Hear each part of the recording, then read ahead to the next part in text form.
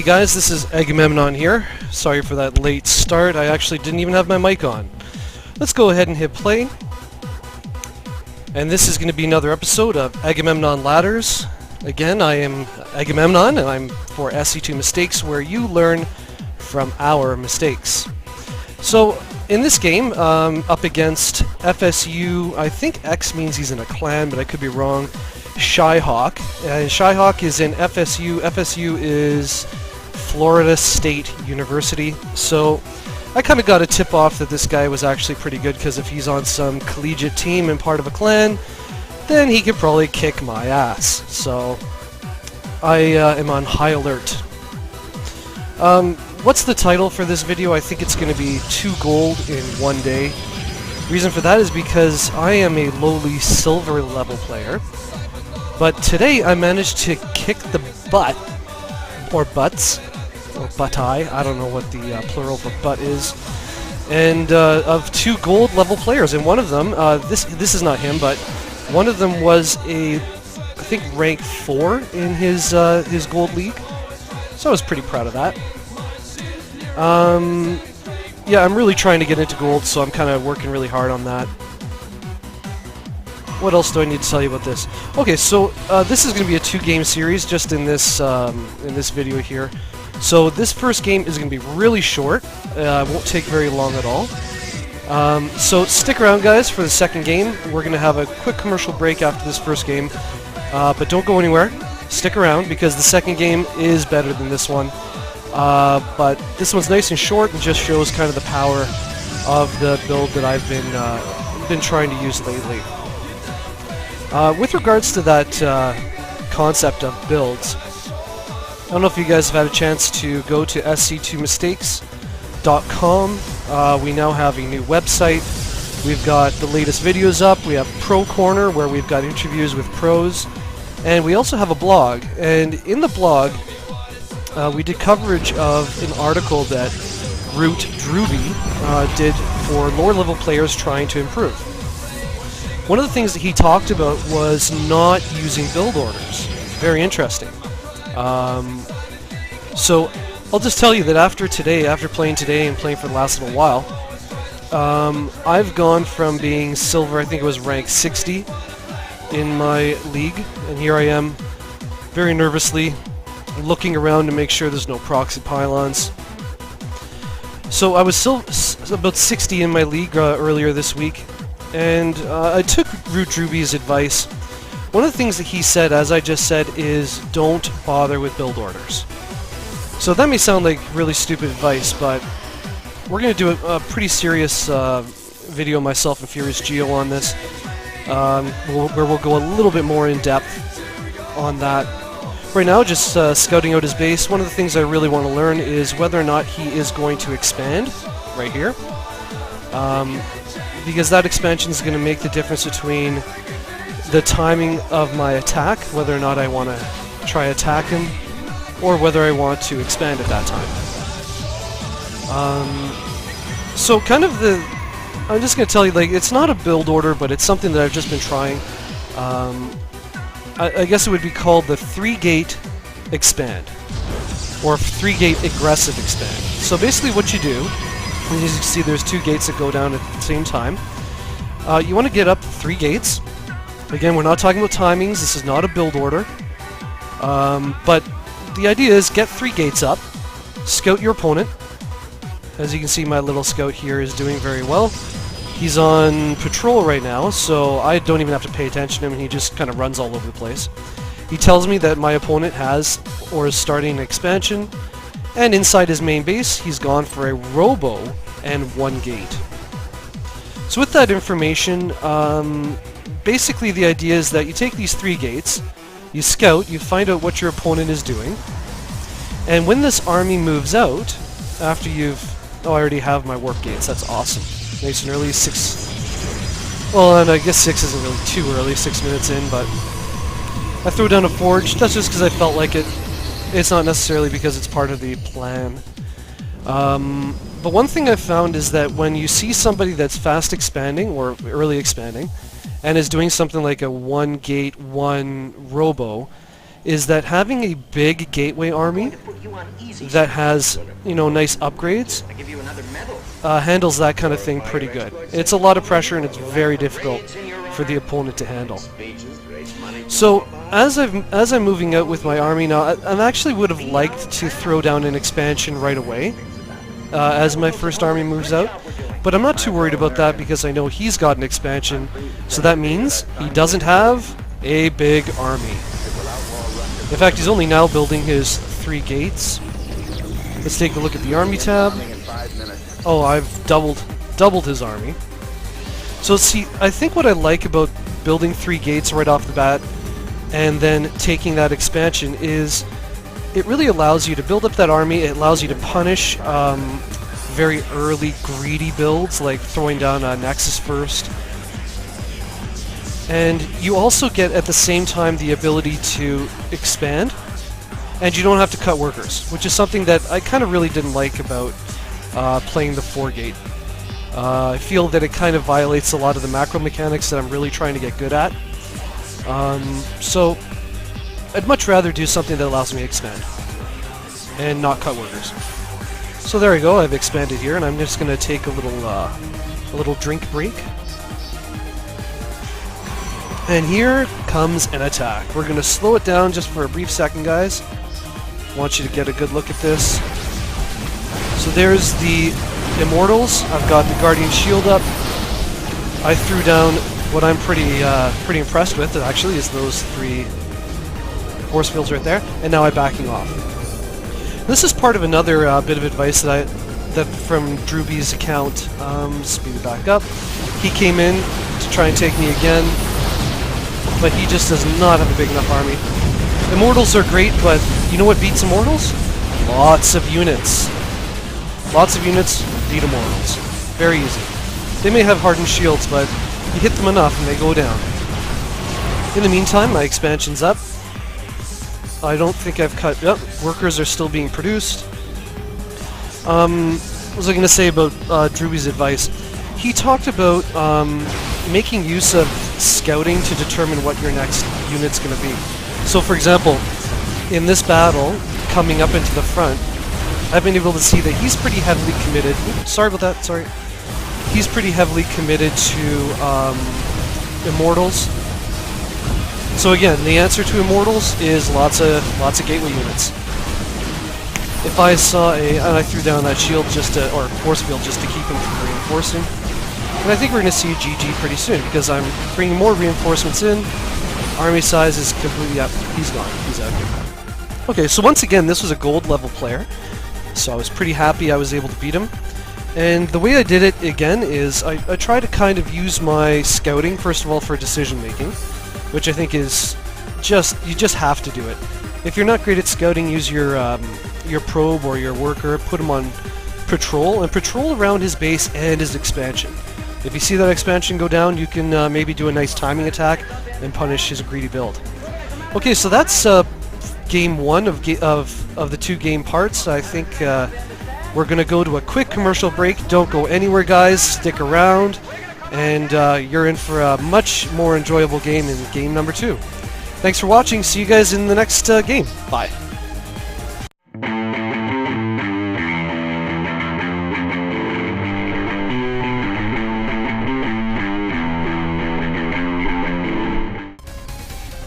Hey guys, Agamemnon here for SC2 Mistakes, where you learn from our mistakes, and I'm bringing you game number 2 in Agamemnon Ladders. I'm going to hit the play button. In this game, in the bottom right, kind of, we have Liam Lee. He is a gold-ranked player. He is, or was at this time, he was ranked 4th in his league. So you're going to see a lot better play out of Liam Lee than in the last game, that's for sure. And in myself in the blue trunks in the top right. And hey, I want to show you something. Let's take a look at the APM tab. Whoa! Who has 200 and something APM? I do, man, I do. And if you guys want to find out how to have such a badass APM and whether or not it's actually important or not, take a look at sc2mistakes.com. Go check out... Oh, it went down to 30. Don't look at that. Don't look at it. Let's go back to... Oh, there. It went up to 200 something. Anyways, Go take a look at se2mistakes.com. Highly recommend it. We've got a couple blogs there. We've got an interview with TT1. And also, going to se2mistakes.com helps to support us. And I didn't mention in the last, in Game 1, but I'm going to have to mention it here. We no longer make any money off of our videos on YouTube. For some reason, AdSense has cut us off. I don't really know why. They won't tell us. That's okay. So if you guys want to help us out, I'd like to ask you all, please visit se2mistakes.com. When you get there, you're going to see the latest videos. You're going to see a blog that kind of makes goes into a little more depth on some of the topics that we cover in our videos.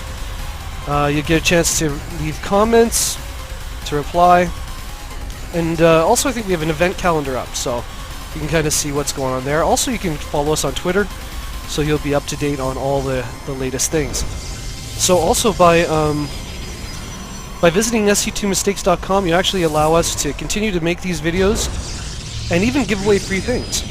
We did a nice contest a little while ago where we gave away a Razer mousepad. That was a lot of fun, and we'd like to keep doing that in the future, so please visit se2mistakes.com from now on. We basically have new videos, new blog posts up on a weekly basis. So first of all, talking about this scouting probe, you notice I have 2 pylons down. I've been sending my probe out to scout after the second pylon goes down. I just find that sending him out earlier, yeah, you'll find out where your opponent is faster, but it seems like when you arrive, that's all the information you can get. It's just like, oh, okay, I know he's there, but you don't know what he's really building. Whereas if you send it out after you've built your second pylon, generally you just get a little more information, and if it's not a Terran player, you're probably not getting walled off. So, and if it is a Terran player and you're getting walled off, then, well, you'll be able to scout around in his natural expansion and see if he expands, right? So, usually that's good enough.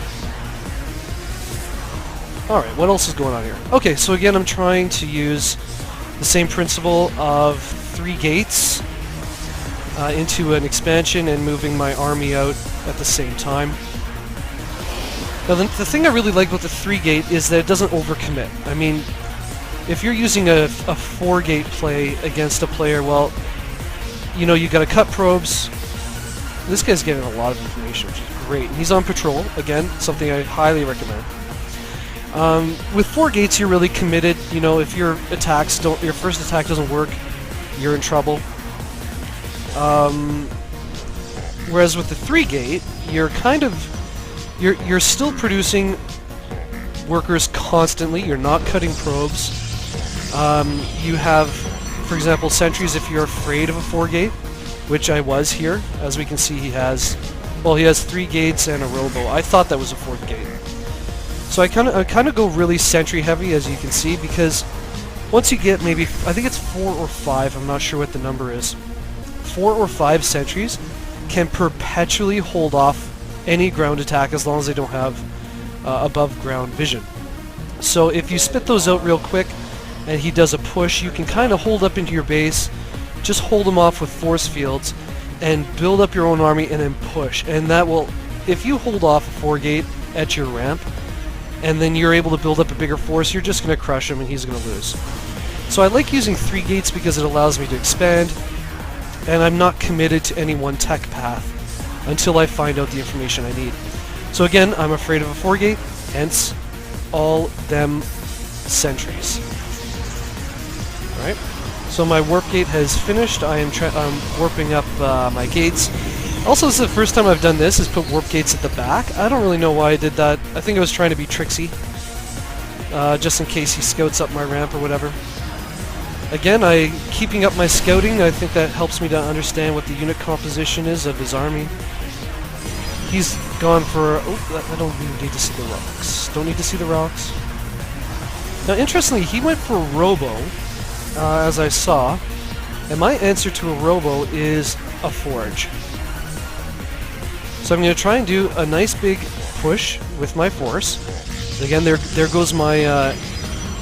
what do you call it? Expansion. I bring a probe down with my force. If I find when I get to my enemy's base that I'm not going to win, you know, like let's say the two armies kind of meet, and I'm absolutely not going to win, you know what I do? I don't commit, I retreat, and with that retreat I'm going to find out what his army composition is and what I need to counter him. Once I find out what that counter is, then I choose what my tech path is going to be. In the meantime, I have an expansion, I've got an army. Let's take a look at the army size here. My army's slightly ahead of his, and I should be able to warp in here and then maybe try a little push and see what happens. Meanwhile, in Liam Lee's base, we have now 4 gates. We have a warp prism coming in. There's some nice little warping in action that he's going to use against me, like a jerk. And I'm sending up my worker to scout. This is the other thing that I think has made a really big difference in my gameplay, is I'm trying to constantly scout. Because really, it's all about making the right decision. It's not necessarily about what counters what, or who's got the bigger army. It's about who's making the best decisions. So I think he killed my worker. Yep, my worker came in here and got killed. Let's take a look at this army. Pure gateway, right? He's got a warp prism heading up. He's going to try to do a little drop action. And you can see that he's multitasking a lot more. He's doing really good, a lot better than the other player. But here comes my push at the exact same time. Oh, nope, I'm not. Nope. Okay, let's take a look what happens here. So I'm trying to run away. He's using some really nice force fields to hold my units in.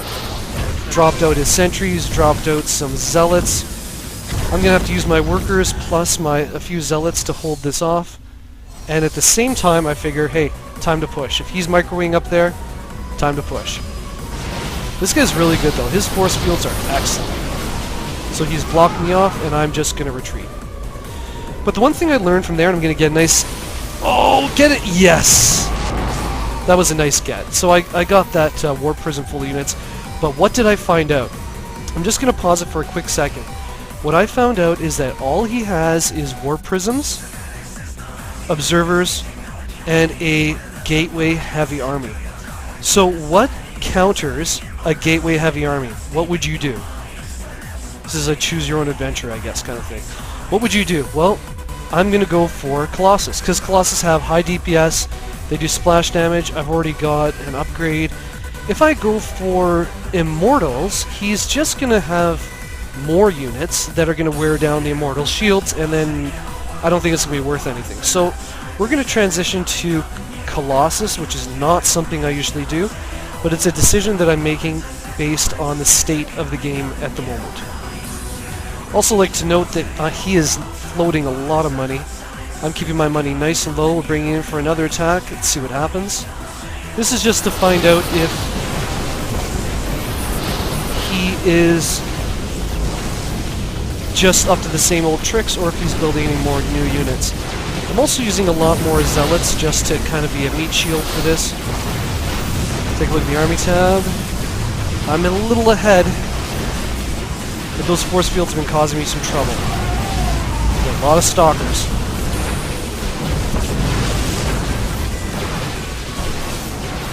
Army tab is pretty even. But that Guardian Shield is really helping out quite a bit, so I threw down a couple really useless shields, or force fields. Oh, that's not too bad actually, I guess. So I'm still alive, and I notice he's retreating, so I'm going to kind of see how much damage I can do. Now he's warping in a bunch of zealots. I'm probably going to have to retreat. Go, retreat, retreat, retreat! There I go. Oh, almost a little stutter step micro. Alright. So that's another thing that I've kind of really been trying to do a lot more of, is retreating. I know it doesn't sound sexy or anything, but yeah, retreat, don't lose your army. And look at the nice float I got out of him. He's floating a lot more resources than I do, or I am, and do I have a... Where's my Colossus? I don't have one yet. Anyway, meantime, I was able to get up a nice saturation on my expansion. I moved way too many out of my natural. That's okay. That's okay. we need Colossus. We need Colossus. Where are they? Where are they? Meantime, in the enemy's base, he has a small army at the front, boosting out workers at his expansion. He's got a nice saturated on the main. Let's take a look at his income. Wow, he's making a lot more than me, but unfortunately he's not spending it. Go back to the army tab. We're now starting to even up as I'm bringing reinforcements. Warping in here, and the production tab shows I am making a Colossus. And his response is to build a whole bunch more gateways. This is something that I really want you guys to please go to SC2 Mistakes, check out my blog, because there's a blog entitled Buildings Counter Units. And I really think it's worth watching because it's the decision when you get to the point where you've got like 1,000 in the bank. I'm gonna pause real quickly. Let's say you've got 1,000 in the bank because you've been microwaving this army, you're holding off an attack or you're launching an attack, and you're having a hard time keeping up your macro. You're gonna float over 1,000 resources for sure. So then you have to make a decision. What am I gonna build? What kind of buildings am I gonna build? There's no way you can spend all that money through your production buildings to get an army up. So what buildings are you going to build? Liam Lee just blindly made a whole bunch of gates. Whereas myself, I went for Colossus tech through my robo facility and for research and upgrades. And so now I'm still actually on only 3 gateways. Look at that, 3 gateways. He's got way more gateways. He's got like, what, 8 gateways? And yet, he cannot spend his money fast enough. I'm really low on money because I'm spending it really efficiently. We're going to go ahead and hit play. And soon I'm going to have an edge with my Colossus that he simply does not have.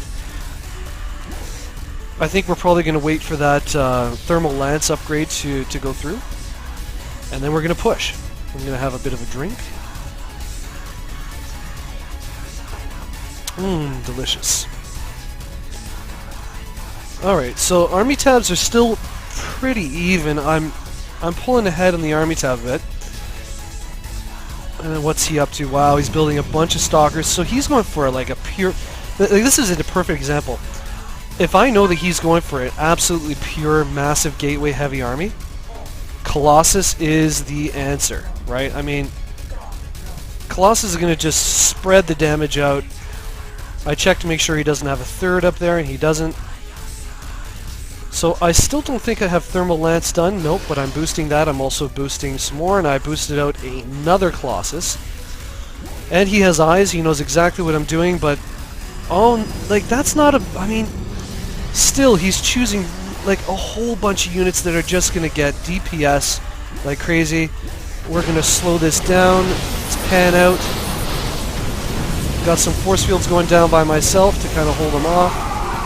But those... Zealots are just... I also have a lot of Zealots. He's got a lot of Stalkers. He's targeting down my Colossus, but in the meantime, my Zealots are able to just attack freely. This guy's got 5 kills already. He's bringing in the rest of his army, but it's just not going to be enough. Obviously, we can see the army tab is completely swung in my favor. Those Zealots really help, man. They really help. So, I guess that's it for Agamemnon Ladders. I don't know if there's really too much more to say. I hope you guys enjoyed it. Hope you enjoyed the music in the background. Hopefully it didn't get too drowned out. But again, please visit sc2mistakes.com. Really appreciate any support you guys can give us. And look forward to hearing your feedback. Leave a comment below. Thanks a lot, guys. Please subscribe. Please like us. Please follow on Twitter at sc2mistakes.com. Have a good one, guys. This is Agamemnon, signing out.